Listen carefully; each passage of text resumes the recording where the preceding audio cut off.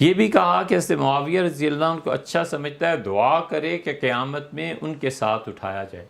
ہم دعا کرتے ہیں حضور صلی اللہ علیہ وسلم صحابہ کرام رضی اللہ عنہ دنیا سے اللہ کی خدمت میں پہنچے، اللہ تعالی ہمارا حشر بھی ان کے ساتھ کرے، اس میں کیا بات ہے یار؟ عمر بن العاص ہیں، سیدنا معاویہ ہیں، عبداللہ بن عمر بن العاص ہیں، جن کے متعلق آپ کہتے ہیں یہ سب اللہ تعالی ہمارا ان کے ساتھ حشر کرے، یہ کیا ہے؟ بات کرو یزید پہ، یہ جو ناصبی اور یزیدی ہیں انہیں کہو کہ وہ دعا کریں۔ ہم تو کہتے ہیں خدا نہ کرے سیدنا حسین ابن علی رضی اللہ عنہ کے پرچم کے نیچے اٹھیں، خدا نہ کرے کہ یزید منحوس کا سایہ بھی پڑے۔ ہم کسی معاملے میں افراد تفرید کے قائل نہیں۔ حضرت معاویہ رضی اللہ عنہ پہ ایک بات ہمارے حضرت کہتے تھے، مولانا علی میاں صاحب ندوی رحمۃ اللہ علیہ اور مولانا منظور نعمانی صاحب بھی کہتے تھے، ہم نے خود حضرت مولانا منظور نعمانی سے سنا، بڑے کام کی بات۔ فرماتے تھے کہ مولانا عبدالشکور صاحب مجددی رحمۃ اللہ علیہ فرمایا کرتے تھے، مولانا عبدالشکور صاحب مجددی رحمۃ اللہ علیہ، یہ مولانا الیاس صاحب رحمۃ اللہ کا واقعہ بھی چند دن ہوئے سنایا تھا آپ حضرات کو۔ وہ کہتے تھے کہ میاں جس طرح تمہارے مولانا تھانوی رحمۃ اللہ علیہ میں یو پی میں تم انہیں مجدد کہتے ہو نا، سی پی کے مجدد یہ ہیں، اور اتنا احترام کرتے تھے مولانا الیاس صاحب رحمۃ اللہ علیہ کہ مولانا عبدالشکور صاحب مجددی رحمۃ اللہ علیہ بیمار تھے، لیٹے ہوئے تھے، مولانا الیاس صاحب پاؤں دباتے رہے حضرت کے، اور جب ان کے انتقال کی اطلاع ملی ہے بڑا ضبط تھا، حضرت پوری رحمۃ اللہ علیہ ہمارے حضرت کے بھی حضرت تھے، نہیں بولتے تھے، بڑا سمندر تھا، اللہ کی کیا کیا عنایات تھیں ان پہ، کیسے صاحب کشف و کرامت تھے، مگر خاموشی۔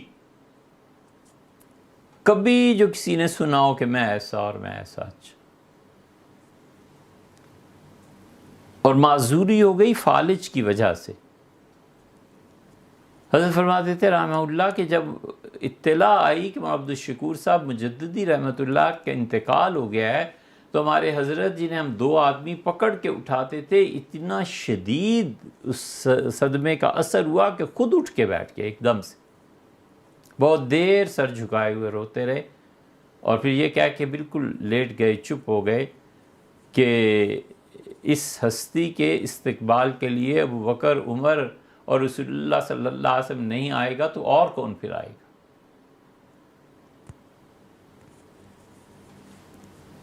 اس سے کوئی عقیدہ نہیں ثابت کر رہا، لیکن یہ لوگ ایسے نہیں تھے کہ اپنے پاس سے کوئی بات کھڑ۔ مولانا منظور نعمانی صاحب رحمۃ اللہ یہ لکھا بھی ہے، اور خود ہم سے بھی فرمایا تھا، ہم حاضر ہوئے تھے حضرت کی خدمت میں بس ایک ہی مرتبہ لکھنؤ۔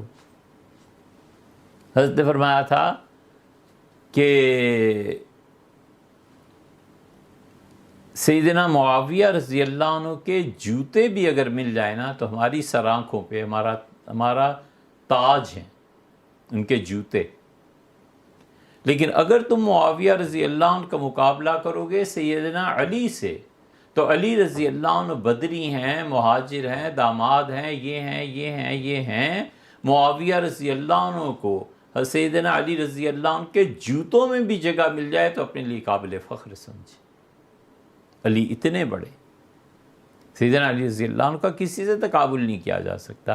اسی لیے تو یہ جو تحکیم کا مسئلہ چلا تھا کہ ایک آدمی ادھر سے اور ایک آدمی ادھر سے خلافت کا فیصلہ ہوگا، صحابہ رضی اللہ عنہ نے باقاعدہ اس پہ اعتراض کیا، انہوں نے کہا ابو ہریرہ تم دیکھو یہ سارے اس طرح کر رہے ہیں اور تمہیں پتہ نہیں ہے کہ علی رضی اللہ عنہ کے ساتھ دنیا میں کوئی بدری نہیں ہے جو امیر المومنین کے ساتھ آج نہ کھڑا ہو، اور 700 صحابہ رضی اللہ عنہ علی کے تحت ہیں، اور ادھر معاویہ رضی اللہ عنہ کے ساتھ صرف 2 آدمی، یہ تم کیا کرنے چلے؟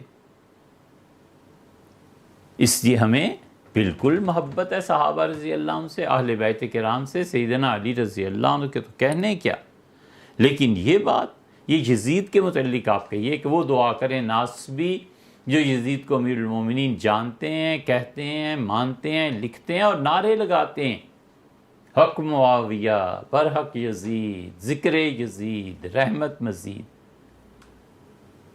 اس یزید پہ حنفی فقہا کا اختلاف ہے، ائمہ بلخ، ائمہ بخارا، ائمہ سمرقند کا اختلاف ہے، ان میں ایک بڑی جماعت کہتی ہے کہ اللہ کی لعنت ہو یزید، اور ایک جماعت کہتی ہے کہ نہ کرو یہ سلسلے، لعنتوں کا سلسلہ پھر دور تک چھوڑو، اس کو نہیں پڑھتے۔ اس سوال میں مزید تحریر فرمایا ہے کہ بہت سے لوگوں نے اس پہ دعا کی اور کہا کہ ہاں وہ باعث عزت ہیں سیدنا معاویہ رضی اللہ عنہ۔ وہ شخص حوض کوثر کی حدیث سے متعلق کہتا ہے کہ اس میں صحابہ کے بارے میں کہا گیا ہے کہ فرشتے دور کر دیں گے۔ اے بھیا، یہ ساری طرفداری اور عقیدے میں وہی چیزیں کہے چلے جا رہے ہیں جو یا تو اہل تشیع میں ہوتی ہیں، ان حضرات نے ان چیزوں کو بہت لکھا ہے، اور یا پھر سنیوں میں جو تفضیلی شیعہ ہوتے ہیں ان میں ہوتی ہیں۔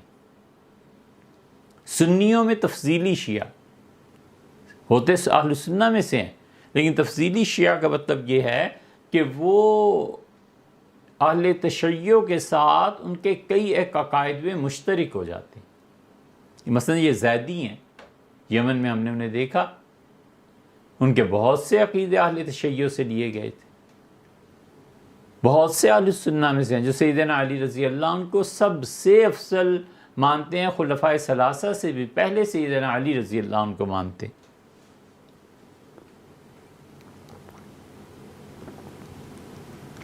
محرم میں ماتم بھی کرتے ہیں، سبیلیں بھی لگاتے ہیں۔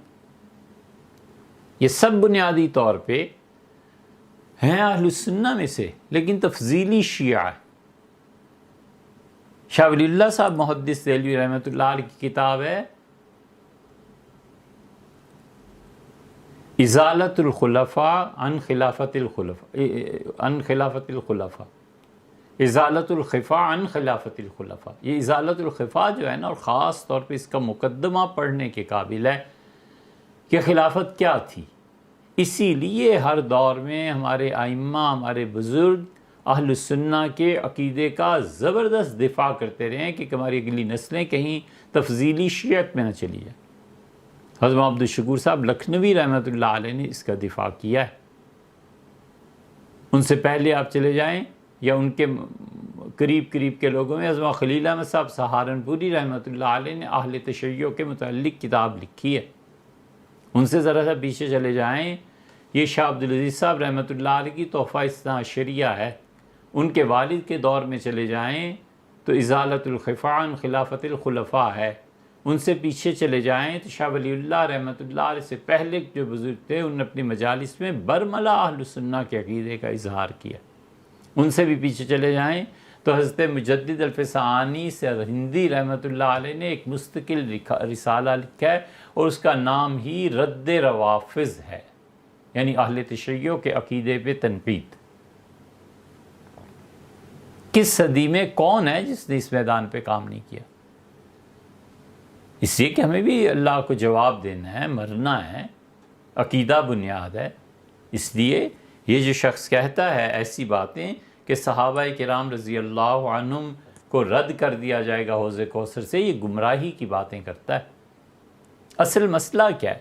اصل مسئلہ یہ ہے کہ حضرت رسالت پناہ صلی اللہ علیہ وسلم نے فرمایا کہ میں حوض کوثر پر ہوں گا تو تم میں سے کچھ لوگ آئیں گے جنہیں دیکھ کر میں خوش ہوں گا، اور میں خوشی سے کہوں گا کہ اسیحابی، میرے صحابہ آ گئے، میرے دوست آ گئے، میرے دوست آ گئے، اور فرشتے انہیں پکڑ لیں گے، آ کے دبوچیں گے اور ماریں گے، اور وہ کہیں گے کہ انک لا تدری ما احدثوا بعدک، اللہ کے رسول آپ کو پتہ نہیں ہے کہ آپ کے انتقال کے بعد یہ کس نئی راہ پر چل پڑے تھے۔ تو حضور صلی اللہ علیہ وسلم میں کہوں گا سحقن، جہنم میں جاؤ، اللہ کی لعنت تم پہ پڑے، ایک کوئلوں کی طرح جلے ہوئے لوگوں، جاؤ ادھر سے۔ یہ اس حدیث کو اہل تشیع بڑھ چڑھ کر بیان کرتے ہیں۔ یہ حدیث ہماری صحیح حدیث کی مسلم میں ہر جگہ آئی ہے، اس حدیث میں کوئی شبہ ہی نہیں ہے، بالکل ٹھیک ہے۔ اہل تشیع کہتے ہیں کہ یہ ہیں ابو بکر، عمر، عثمان وغیرہ وغیرہ، یہ ان کی قیامت میں حشر ہوگا۔ والعیاذ باللہ، ہم کہتے ہیں یہ وہ لوگ نہیں ہیں، یہ وہ لوگ ہیں جو حضور صلی اللہ علیہ وسلم پر ایمان لائے تھے اور آپ کے انتقال کے بعد مسیلمہ کذاب اور دیگر لوگوں نے جو دعویٰ کیا تھا نبوت کا، ان لوگوں نے ان کی نبوت کو تسلیم کیا اور سیدنا ابوبکر رضی اللہ عنہ کے خلاف جہاد کیا۔ یہ وہ لوگ تھے جو بعد میں مرتد ہو گئے۔ فرشتے کہیں گے، دوسری جگہ آتا ہے کہ اللہ کے رسول یہ اپنے دین سے پھر گئے تھے، ایڑیوں کے بل پھر گئے تھے۔ جیسے کوئی بچہ کھڑا ہوتا ہے یا جوان لڑکا اور وہ ایڑی پہ گھوم جاتا ہے، ایڑی کو مرکز بنا کے گھوم جاتا ہے، فرشتے کہیں گے یہ اس طرح اس دین سے گھوم گئے تھے۔ یہ تو وہ لوگ ہیں جو حضور صلی اللہ علیہ وسلم کے بعد منافق ہو گئے۔ یہ وہ لوگ ہیں جو زندگی میں بھی منافق تھے نبی کریم صلی اللہ علیہ وسلم کی، اور وفات کے بعد ظاہر ہے ان منافقین کا خوف کے مارے یہ حال تھا کہ صحیح بخاری میں آتا ہے ابن مسعود رضی اللہ عنہ نے کہا کہ جماعت کی نماز اس کے چھوڑنے کی ہمت تو ہمارے زمانے میں منافقوں کو نہیں پڑتی تھی۔ ان میں سے کوئی منافق انسان جو بیماری کی وجہ سے چارپائی سے اٹھ نہیں سکتا تھا، 2 آدمیوں کو بلاتا تھا اور کندھے پہ ہاتھ رکھ کے گھسٹتا ہوا آ جاتا تھا تاکہ لوگ دیکھ لیں کہ وہ نماز میں آیا ہے۔ کہ نماز چھوڑنے کی تو ہمت کسی منافق کو بھی نہیں مسجد چھوڑنے کی ہمت پڑتی۔ یہ وہ لوگ ہیں، یہ وہ لوگ ہیں جن کے متعلق اللہ نے خود کہا ہے کہ انہم ماتوا، یہ مرے ہیں اس حال میں کہ رسول اللہ صلی اللہ علیہ وسلم کے مخالف تھے۔ اور یہ وہ لوگ ہیں جن کے متعلق اللہ نے فرمایا ہے کہ اس منافقوں کے بڑے سردار کی قبر پہ آپ نے کھڑا بھی نہیں ہونا، وَلَا تُصَلِّ عَلَىٰ أَحَدٍ مِّنْهُمْ مَاتَ، ان میں سے کوئی آدمی مر جائے ہرگز کا جنازہ نہ پڑھیے۔ عبداللہ بن ابی آئے تھے، وہ بڑے مخلص صحابی تھے۔ ان کا اللہ کے رسول میرے والد عبداللہ ابن ابی کا انتقال ہو گیا۔ انہوں نے ایک مرتبہ اجازت بھی چاہی تھی کہ اپنے والد کو قتل کر دیں۔ عبداللہ ابن ابی نے بھی بہت انت مچا رکھی تھی۔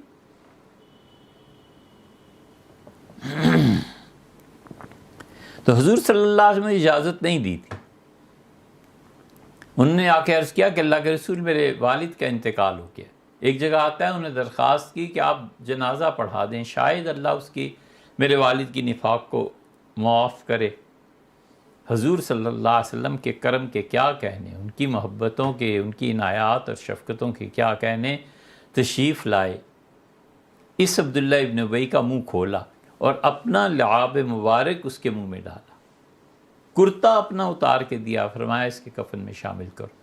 اس کی قبر میں اترے، اسے دفن کیا، اور جب باہر آئے، جب کفن سے فارغ ہوئے تو جنازہ سیدنا عمر رضی اللہ عنہ آگے بڑھے کہ اللہ کے رسول اس کا جنازہ نہ پڑھیں۔